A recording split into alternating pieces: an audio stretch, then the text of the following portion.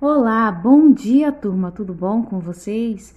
Hoje nós vamos estudar história, o fim da Primeira República. Nós vamos falar um pouquinho sobre o rompimento do acordo entre São Paulo e Minas Gerais para as eleições presidenciais de 1930, que quebrou a aliança que sustentava a República Velha, de 1889 a 1930.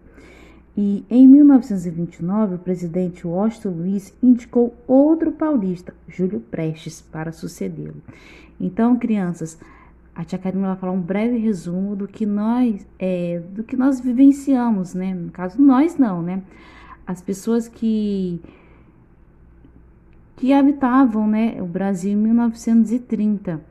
Então, nós vamos falar um pouquinho sobre o fim da Primeira República. Então, vamos lá.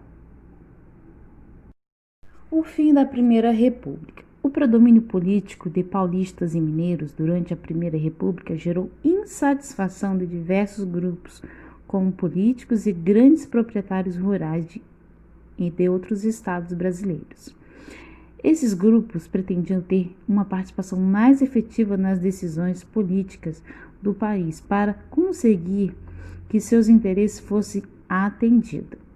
A aliança entre paulistas e mineiros foi desfeita quando os políticos paulistas, em vez de apoiar um candidato mineiro nas eleições presidenciais de 1930, lançaram seu próprio candidato, Júlio Prestes. Os mineiros, descontentes com a situação, aliaram-se à política dos estados do Rio Grande do Sul e Paraíba, formando a Aliança Liberal. Essa aliança lançou a candidatura do gaúcho Getúlio Vargas para as eleições presidenciais. As eleições foram vencidas por Júlio Prestes, porém, os membros da Aliança Liberal não reconheceram a derrota, acusando os paulistas de cometerem fraudes eleitorais. Antes de Júlio Prestes tomasse posse do seu cargo de presidente, os membros da Aliança Liberal organizaram um golpe a assumir o poder, colocando Getúlio Vargas no governo.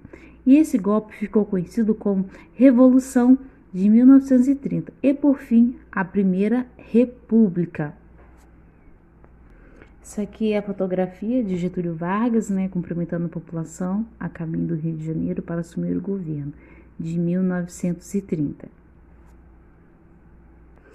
Então, criança, o que foi a Revolução de 30, criança? Foi um movimento armado liberado pelos estados de Minas Gerais e Paraíba e Rio Grande do Sul, que juntos, né, culminou um golpe de estado de 1930, que depois do presidente da República, Washington Luiz, em 24 de outubro de 1930, impediu que fosse o presidente eleito, Júlio Prestes, e, por fim, a República Velha. Getúlio Vargas no poder. Após assumir o governo, Getúlio Vargas procurou centralizar o poder em suas mãos. Tomando medidas autoritárias, ele fechou o Congresso Nacional, substituiu os governantes de vários estados por pessoas de sua confiança. Essas medidas provocaram reações contra o governo de Vargas. Em 1932, teve início em São Paulo a Revolução Constitucionalista, um movimento que exigia a elaboração de uma nova Constituição para o país. A Revolução Constitucionalista foi derrotada pelo governo, mas Getúlio Vargas não ignorou as exigências do movimento. No ano seguinte, uma Assembleia Constituinte foi convocada para elaborar uma Constituição que foi finalizada em 1934. Nela, uma série de mudanças foi aprovada. Veja a seguir algumas das principais mudanças. Instituiu o voto secreto, regulamentou o voto feminino, o trabalho de pessoas menores de 14 anos foi proibido, tornou obrigatório e gratuito o ensino primário no país. Algumas antigas reivindicações dos trabalhadores foram atendidas: jornada de trabalho de 8 horas diárias, descanso semanal remunerado e férias anuais e remuneradas. Além de elaborar a nova Constituição, a Assembleia Constituinte foi responsável por escolher o presidente do país. Dessa maneira, Getúlio Vargas foi eleito para a Assembleia no mandato de até 1938. Crianças, na página 273, vocês vão ler com bastante atenção esse pequeno trecho que está falando sobre a Revolução de 1930, está falando sobre a economia, para poder responder essas duas questões, da A e a B. Como era a economia do Brasil durante a Primeira República? Então, nesse textinho está dizendo, então só vocês lerem com atenção que vocês vão responder. B. Segundo a autora, por que a Revolução de 1930 representou um marco na história do Brasil? Então, vocês leiam com atenção, que está no início, ela está falando. Por que foi um marco na nossa história, tá bom, crianças? Aqui embaixo, 2. Pinte de amarelo as leis aprovadas na Constituição de 1934. Então, vocês vão pintar esses quadradinhos de amarelo, o que foi na Constituição de 1934. Se vocês tiverem dúvida relacionada a esses conteúdos, vocês vão retornar na página 272, que está aqui embaixo. Tem aqui, olha. Aqui vocês vão ler aqui todas as informações que está relacionado à Constituição de 1934. Mulheres na política. Nas primeiras décadas da República, as mulheres tinham pouco acesso à educação e a quase nenhuma participação na política brasileira, até a década de 1930. Elas não podiam votar e nem se candidatar a cargos políticos. Nesse período, as mulheres passaram a se organizar e a lutar por direitos políticos. Após muitos anos de luta, em 1934, finalmente a participação feminina na política foi regulamentada na Constituição. Dessa maneira, as mulheres passaram a ter direito de se inscrever como candidatas e como eleitoras. No ano de 1920, surgiram vários grupos intitulados Liga para o Progresso Feminino, que foram embrião da Federação Brasileira pelo Progresso Feminino, que teve um papel fundamental na conquista das mulheres no direito do voto. A federação foi fundada em 1922 por Berta Maria Júlia Lutz, que liderou um movimento decisivo para a conquista do sufrágio feminino. Em 1933, a médica paulista Carlota Pereira de Queiroz foi a primeira mulher a ser eleita deputada federal. Ela participou dos trabalhos da Assembleia Nacional Constituinte entre 1934 a 1935.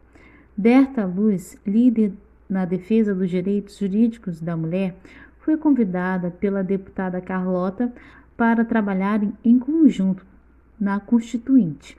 Em 1934, Carlota foi reeleita na nova legislatura e tomou posse da segunda deputada brasileira, Berta Lutz. Essa aqui é a fotografia da Berta, em 1975.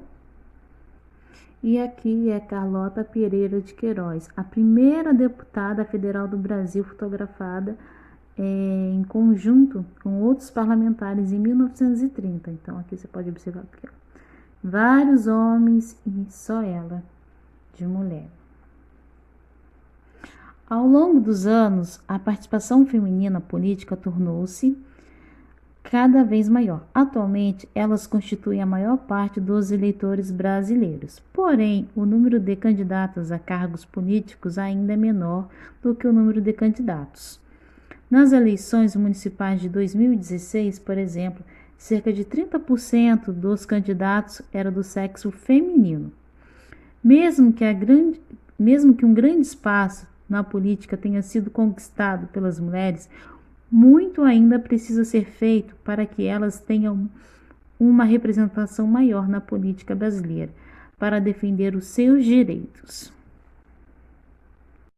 Crianças, na página 276, vocês vão completar as palavras deputada, voto, Berta Lutz e conquista. Então, vocês vão ler e vão completar com essas palavras que a tia Karina acabou de ler.